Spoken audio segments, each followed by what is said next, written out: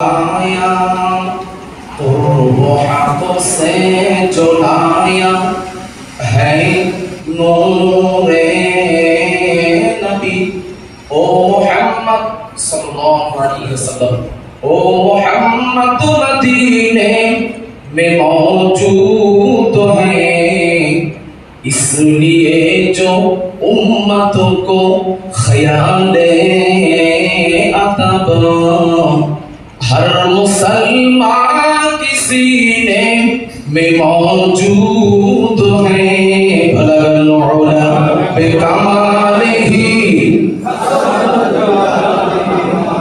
हसनतु जमीउ खिसालिही।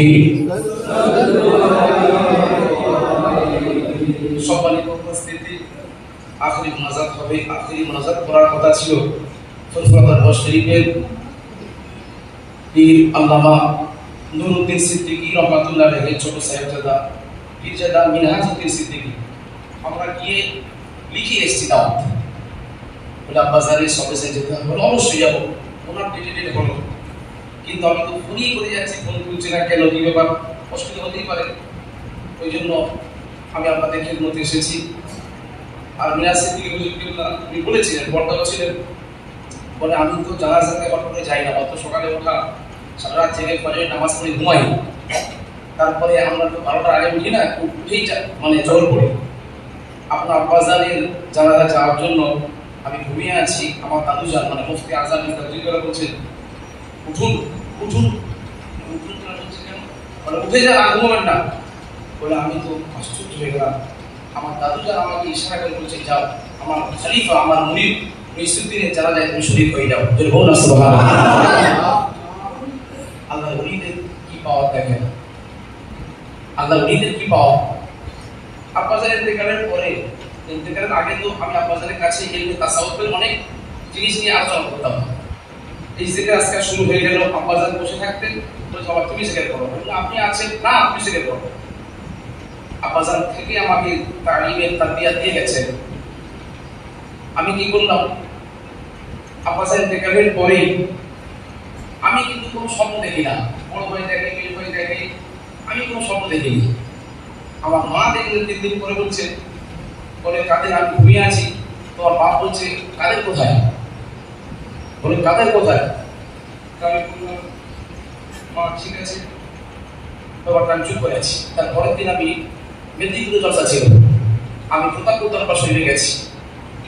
ভাইজানকে বললাম যে ভাইজান আমার আম্মাজান এই স্বপ্ন দেখেছে। বলে কে স্বপ্ন দেখেছে, আপনার স্ত্রী না আম্মাজান? বলে আমার আম্মাজান দেখেছে। বলে তাহলে সঠিক, তাবিটা কি হবে? বলে তুমি কবর জিয়ারত করতে যাচ্ছ তো? না আমি যাই, সময় পেলে তো কবর জিয়ারত কবি করে চলে যাবে। বলে কবর জিয়ারত বেশি করবে, আর আরেকটা কারণ হচ্ছে তোমার আব্বার নেক নজর তোমার উপর আছে। যাই হোক, বলার কথা বেশি নয়, বলে কিছু আছে। এবার আমি স্বপ্ন দেখলাম, এই গত পরপর 2 দিন একই স্বপ্ন দেখছি। আমি 2 দিন একই স্বপ্ন, আমি স্বপ্ন দেখে চুপ করে আছি, বলি না। ফের আবার আমার দামটা বেশি আছে প্রতাপপুর বসে স্বপ্নে। আমাদের সিলসিলা তো আছে, কিন্তু সিলসিলা বাইরে নয়। তা উনি যে রাস্তা দেখিয়ে রেখেছেন না, সে রাস্তাটা খুবই উচ্চাঙ্গের রাস্তা, আমি যেটা পেয়েছি আর কি। আমি চলে দিলাম। ভাইজান এতে কাপে আছেন, আমাকে ডেকেছে যে আপনি এতে কাপ 2 বছর করছেন না। আমি ভাইজান মাদ্রাসা দায়িত্ব করে, আর মাদ্রাসা যারা টাকা দেয় তারা বেশিরভাগ সবই 10 পরে দেয়। বলে আল্লাহ দেবে, আপনি কেন টাকা পর্যন্ত দিচ্ছেন? আল্লাহ চালিয়ে দেবে, আপনি আগের বছর থেকে যাতে থেকে না কামাই করেন। তাই বললাম আমি বসতাম, কিন্তু বছর 3 হচ্ছে এই সমস্যাটা হয়ে গেছে। বলে আপনি আপনার ভাইকে দিয়ে করে দেবেন, আপনি 20 রমজান পর্যন্ত যা কথা হলো আপনার ভাইকে দিয়ে দেবেন। ভাইজান দেখে আমাকে মাদ্রাসার জন্য জায়গাতে টাকা দিলেন 5000 টাকা।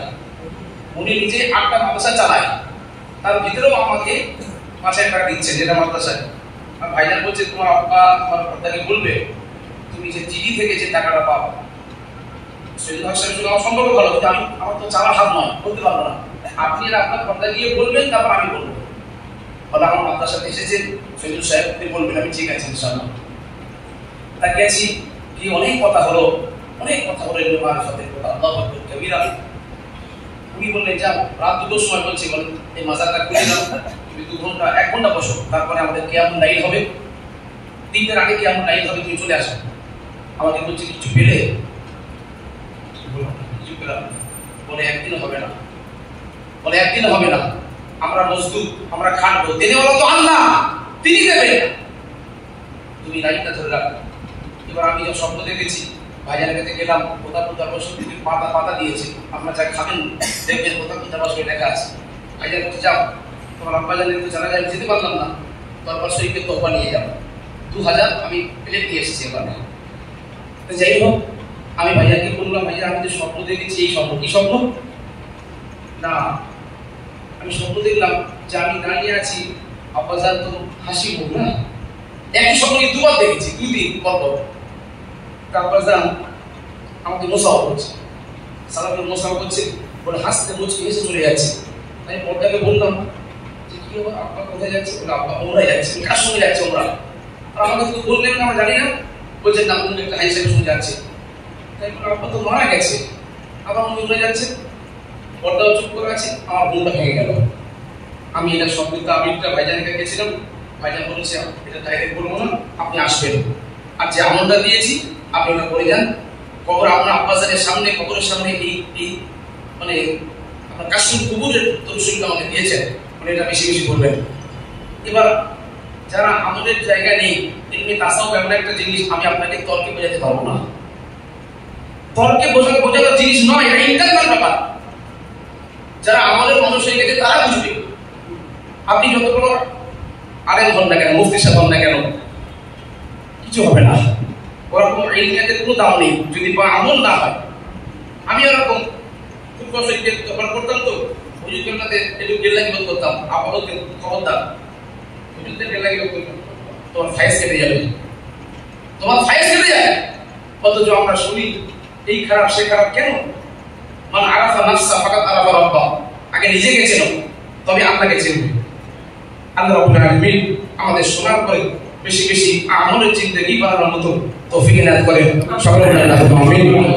দোয়া হবে, সঙ্গে সঙ্গে আযান হবে, যাদের প্রায় তো বুঝু আছে, আমরা শুনতে করতে শুরু করে দেবেন। তারপরে আমার উস্তাদ হুজুর আছেন, ওনারা গিয়ে কবর জিয়ারত করবে, একসঙ্গে কবর জিয়ারত হবে। আওয়াজ আমার দোয়ার আগে প্রত্যেকে আপনারা সূরা ফাতিহা একবার পড়ে নেন, 3 বার সূরা ইখলাস একবার দরুদ শরীফ পড়ে নেন।